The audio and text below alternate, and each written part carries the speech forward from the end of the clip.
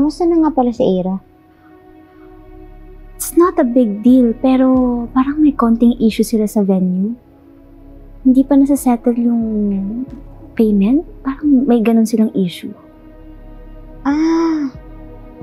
Baka yun yung nakita ko si Attorney Alon na may binibigay na pera sa isang tao. Kailan to? Weeks ago? Monday yata yun. Monday? But I think it's on a Wednesday. Pinag-uusapan nila yung hindi nabayarang venue. Alam mo ate, iba yung kutob ko kay Attorney Renan. Yung perang yun, supposedly para sa venue na binigay ni Attorney Ira. Ang nakakapagtaka, bakit hindi pa rin nila nababayaran yung venue? Ate, kung sinusundan ka ni Attorney Renan sa cases mo, bakit hindi rin natin siya sundan?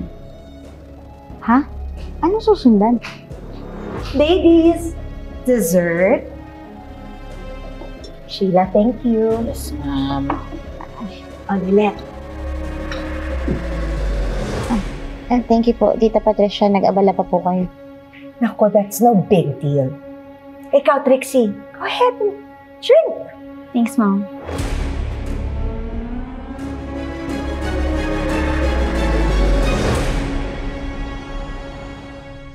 Ate Lilet, ako nang bahala.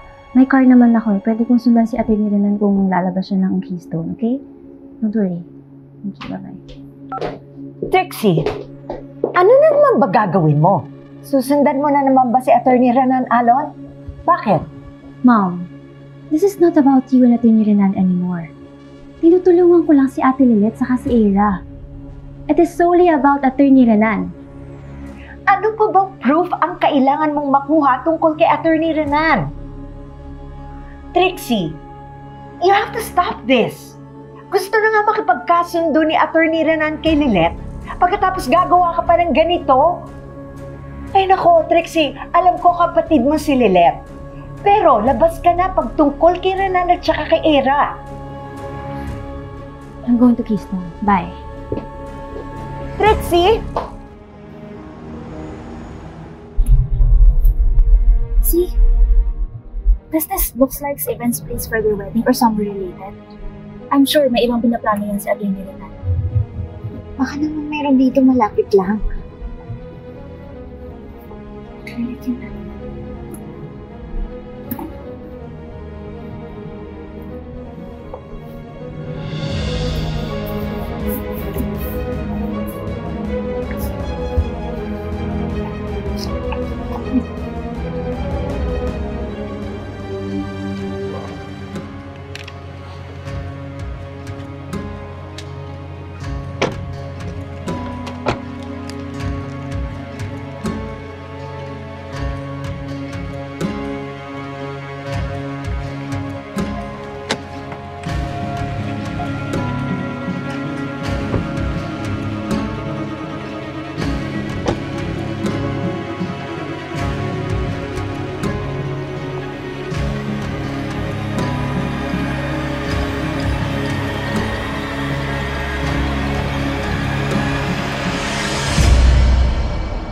Boss, teka lang, teka lang!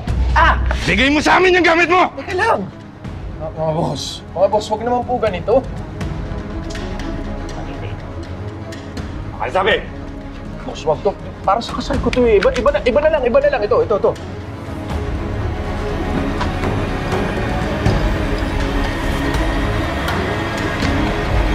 Next to. Bigay mo pa rin sa akin yung envelope na yun. Boss! Ano gusto mo? Panimba kitang tiga sa ulo! Tulong! Tulungan ba, sir? Tulong! Tulong! Ay! Saan? Trixie! Sige! Magingay ka! Lahat sa buhay kay Gulpo na nandaan dyan na to! Boss, wag ko! Bibigay ko na yung envelope. Ito na, bibigay ko na yung envelope. Huwag nyo na sila saktan. Ibigay mo rin naman pala eh! Tayo mo pa sinabi! Sige na, kuhanan mo rin yung dalawa! Eh, akalisan mo. Wallet ko! Cellphone wallet ko! Huwag mo saktan yung kapatid ko! Oh! Yung wallet ko!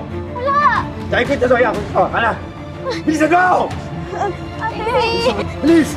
Oh! Yan! Tama Akala niyo ganun nakadali ngayon. Wala nang libre ngayon. Ha? Ano? Boss? Ano nyo naman yung gusto niyo yun? Yan yung sila. Unahin ko na kayo ito sa ending to. Ate!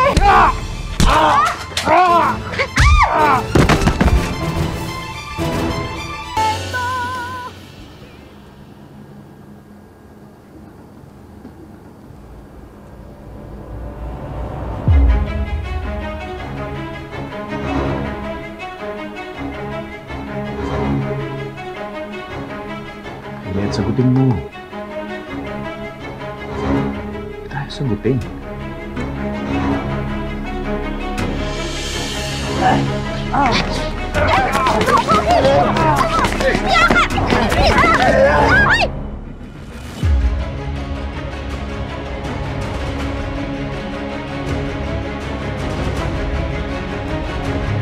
Wala, takbo!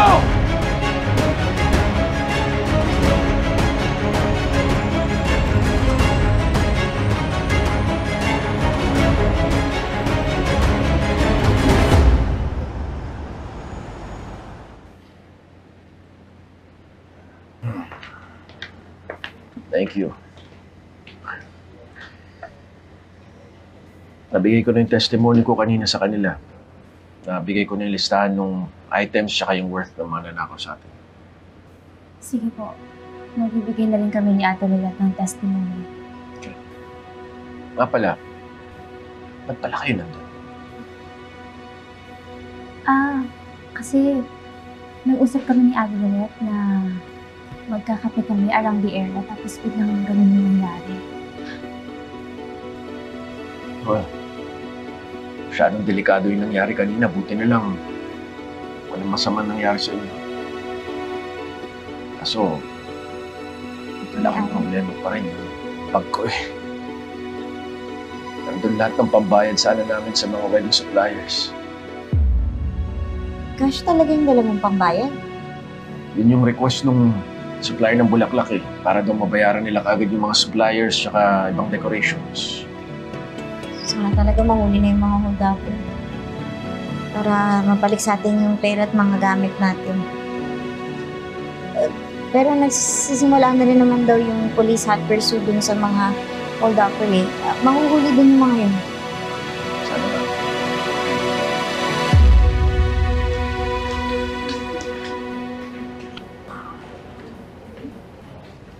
Ayon po sa testimony pa lang ni Atty. Alon, nung kinuwenta po ang mga nakuha sa inyo, mahigit kalahating milyon ang natangay ng hold-uppers.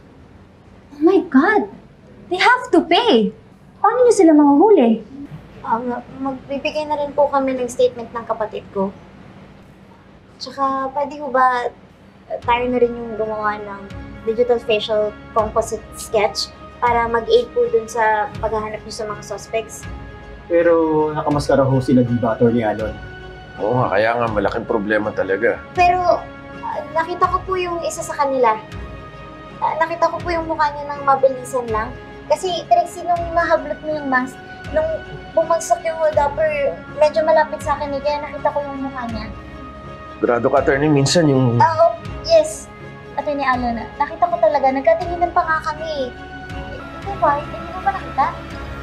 Hindi ko napansin eh. Natatandaan ko lang may parang marka siya sa wrist, parang tattoo. Ano bang siguro pag makita ko, baka maalala ko. Ako po, nakita ko po yung mukha niya, kaya kaya ko pong magbigay ng description. Attorney Matias, sumama po kayo sa akin para magawa natin ng sketch yung gumawa sa inyo niyan.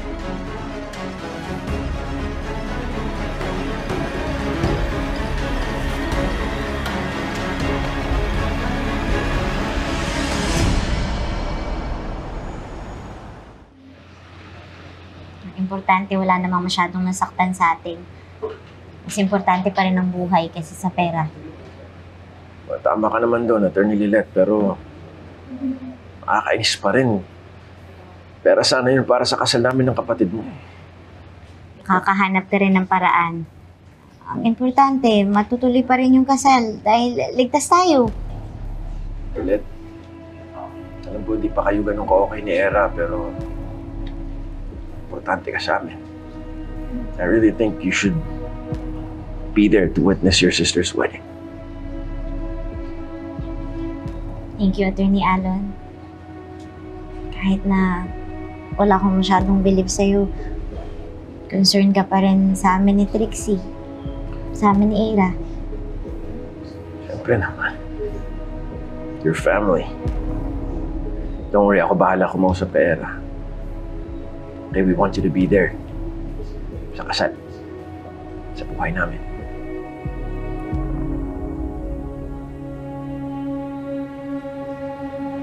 Ito na po yung digital facial composite sketch ayon sa testimonya nyo, Attorney Matias.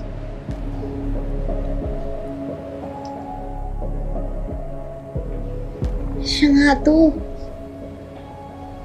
Attorney Alon, naalala mo na ba siya? Hindi pa rin eh. Basta yung tatulan talaga yung natatandaan ko. Sige po, hanapin natin yan. Baka nasa paligid lang yan. Sana kung merong CCTV man lang dun sa lugar na yon, mas madali natin malalaman.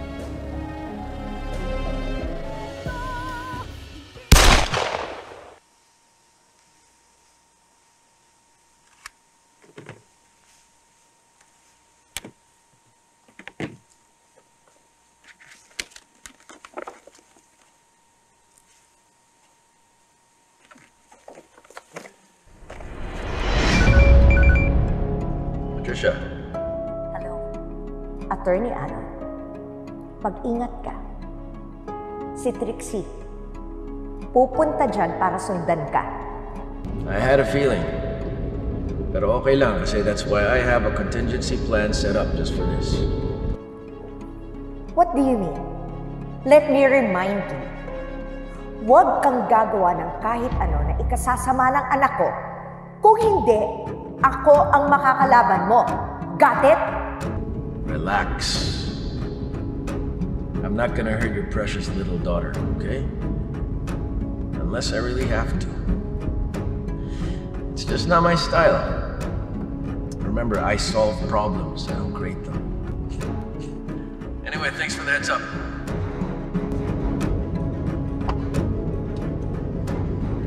Lintik talaga yan mga anak ni Meredith. Anak ni Ramir. Isa-isayin ko kayo.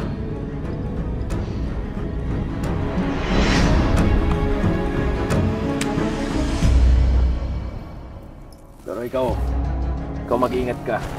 Yung mukha mo nakapaskil na, di ka kasi nag-iingat eh. Nakita tuloy nung liit yung mukha mo. Paniwala naman sila dito.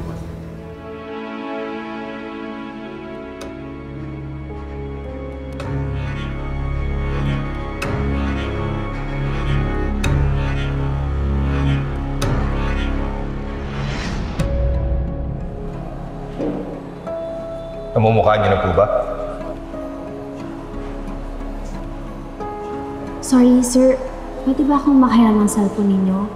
I'll just inform my mom sa nangyari ngayon. Okay.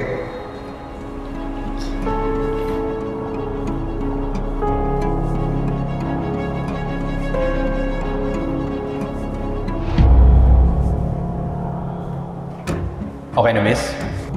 Thank you, sir.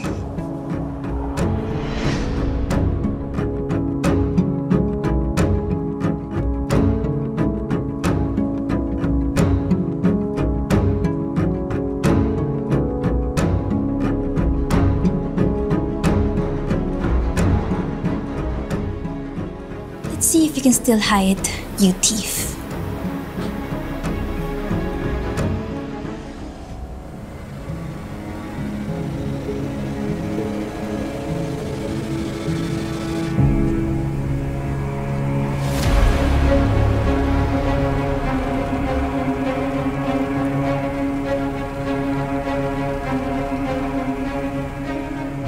Well, Trixie, nga no.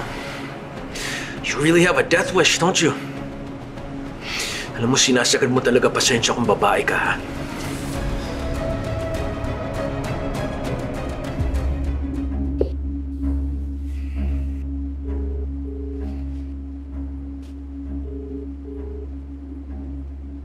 Hello, Patricia. Ano na naman ba ito, Renan? Can't you give me a second to breathe? Alam mo, kanina lang tayo nagkita. Tungkol na naman ba ito sa necklace? FYI, I've barely had a second to think.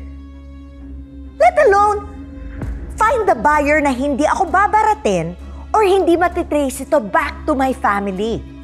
Nakita mo na ba tong post ni Trixie sa social media tungkol kay Mellard? Wait, what? May pinost si Trixie sa social media tungkol sa holdupper? Yes. Now tell her to take it down. O hindi, I might just do something we both will regret. I swear, if you lay a finger on Trixie, you'll have to answer me. Kung pagsabihan mo yung anak mo. Okay? Les, you're enjoying cleaning up your mess and pretending like you're still in control here. Control? You have the nerve to talk about control when you're the one who's flailing like a headless chicken. Puta ka ng puta. And let me tell you, this whole mess started with you. Look, Patricia, I'm not playing games with... Sabrina, kuha mo nga ako ng alak. Now! Nanghuhut-hut na nga. Giving orders like a king pa. What the hell did you just say? Ang sabi ko, baka pwede ka nang umutang ng alak mo dahil puro empty bottles na yun nandito.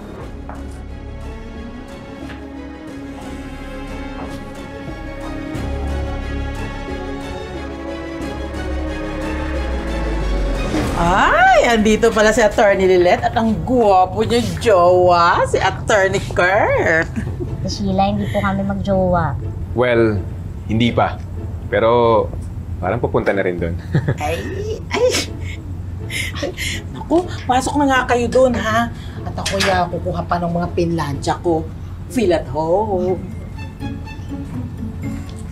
Alam mo, hindi ka na dapat sumama dito eh. Kakausapin ko lang naman si Trixie, tapos ipapatanggal ko yung pinost niya. Wala naman akong ginagawa eh. Tsaka matatapos na ng podcast ko kanina. Kaya okay lang yun. Bala ka nga dyan.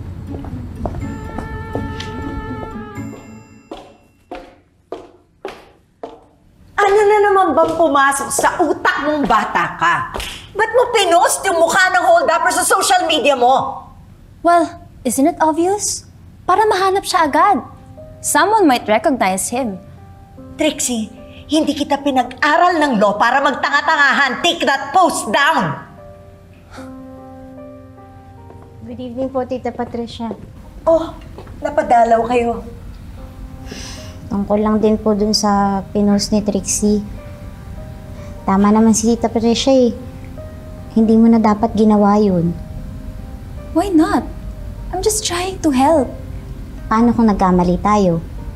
If that sketch wrongfully identifies someone or lead to false accusation, you could face serious legal consequences, Trixie. Hindi biro ang defamation. Especially if the person suffers damage to their reputation. At huwag natin kalimutan ng invasion of privacy. Posting that without verification or proper authority could not only jeopardize an ongoing investigation, but also lead to vigilante justice. E paano kung may inosenteng masaktan o mapahamak dahil sa post mo? But what if I'm right? What if this helps catch him? What if is not good enough? Eh, hindi naman nag-ooperate ang batas natin sa guest work. Article 26 of Civil Code protects individuals from being portrayed in a false or embarrassing light. Kapag ka nagkamali tayo, hindi lang natin nire-risk ang credibility natin. We're risking a lawsuit. Narinig mo ba yan, Trixie? Hindi kita pinag-aaral ng pag-aabogado para magtanga-tangahan ka. You take that post down.